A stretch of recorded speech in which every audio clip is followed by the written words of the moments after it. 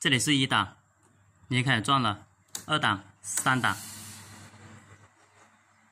转。现在这台风扇就修好了。Hello， 大家好，我是家电维修小杨。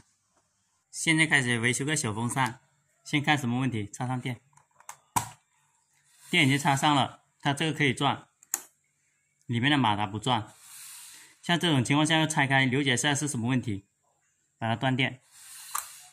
是马达坏了还是那个卡住了？先了解一下。现在刚刚拆开了要用手转一下，它现在马达很活动了。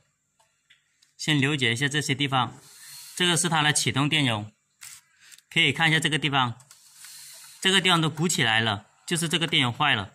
现在把这个电容换掉。这种电容正常来说它不会鼓包的，这个地方都坏了，它是EV法的。把这个电容剪掉。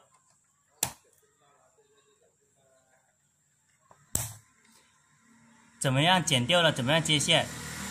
按照它原来接线的方法去接就可以了。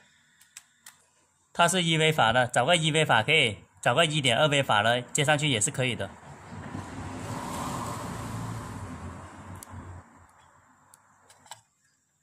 现在把它接好，包扎好，给它测试一下。